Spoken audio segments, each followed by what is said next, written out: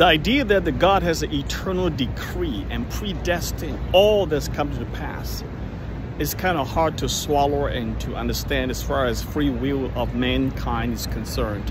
So how do we handle that? Westminster's Confession, of course, is definitely the best route to dig up material to understand that. Let's check it out. Okay, WCF 3.1. God from all eternity, by his most wise and holy counsel of his own will, freely and unchangeably ordained whatsoever comes to pass. So whatsoever comes to pass has been ordained freely and by most wise counsel of God, and freely and unchangeably. All right, for example, Ephesians 1:11, in him we have obtained an inheritance, having been predestined according to the purpose of him who works all things according to his counsel of his will. Works all things. That all things is in the context of all the things that will comply into his purpose ordained. Okay, so Romans 11:3, all the depth. Okay, that one we know. But I just want to this is an interesting one. Neither, okay, and yet so, as thereby neither is God the author of sin, nor is violence offered to the will of the creatures.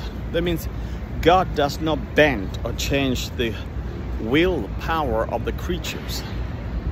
Now, of the creation, which is mankind. So God doesn't offer violence or coerce the free will of man. That's the thing I want to pick up in my, actually that would be my thesis. I'm writing a paper on that, so I kind of want to rehearse that, to verbalize, articulate it. And also for the general audience, for you guys probably never have a chance to hear what I'm sharing with you now. You know, in reality, not many churches will share this, though there may come some snippets in the preaching. If it does, probably comes from Presbyterian church or some Reformed Baptist church. But apart from that, no, nothing. No one else will share with that. But this is so crucially important though, okay? So, nor is the liberty of the contingency of the secondary causes taken away. Do you understand what secondary causes? Okay, primary cause is God. Secondary causes is the reactive responding cause of, that is by humans, by us humans. So God, WCF Westminster Confession 3 saying that God does not take away, does not do violence to the liberty of the secondary causes. The liberty of the secondary causes is not taken away. That means we have free will to choose. That's very important to me. I want to know whether people have free will to choose. That completely makes sense. This is a burning question that for many Reformed scholars, I'm sure, or non-scholars, or semi-scholars, at least pastors should know this. And the Christians should know that too. So what does it mean, the liberty of the contingency of the secondary causes taken away, but rather established? That means God doesn't take away your secondary causes. That means human causes, God does liberty. God does not take your free will, the liberty of your will decision-making process to be taken out, okay? God is giving you the free will. The liberty stays. That's a beautiful thing, and that's very important to me. In fact, it was rather established. Acts chapter 2, verse 23. This Jesus delivered up according to the definite plan and foreknowledge of God, you crucified and killed by the hands of the lawless man. Okay, Jesus' crucifixion is already predestined. Foreknowledge. Okay, according to the definite plan of God, you crucified and killed by the hands of lawless man. Such a big event, this earth-shattering event like the crucifixion event, this is probably, well, I would say that is the single most important, significant event that changed the world for all eternity. There is not another event in history of mankind that can come close to that even. All right, but that event has been foreknown by God, predestined by God, even before the foundation of the world.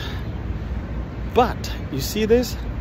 You crucified and killed by the hands of lawless men. Who crucified them? Well, Paul is talking to the to the Jewish people at that time, the Pharisaic people, you. But which one specifically? It can be anybody. You see that?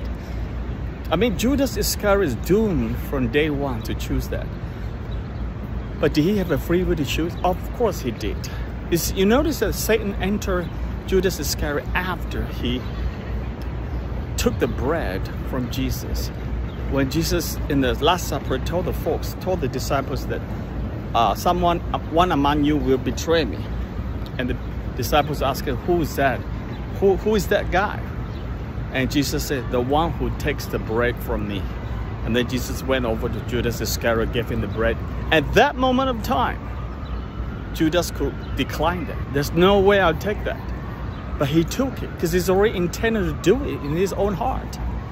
Only after he's taken it, read the gospel, Satan entered Judas Iscariot at that moment after he's taken it. You see that? If he didn't take that, Satan would not have entered him. So, one guy in this whole world will betray Jesus, and that guy happened to be Judas Iscariot. The free will was not abolished. He had it. The entire crucifixion and resurrection of Christ is already pre-planned, predestined, foreknown for billions of years, even before this world was created. And God executed it. Secondary causes not violated. Amen.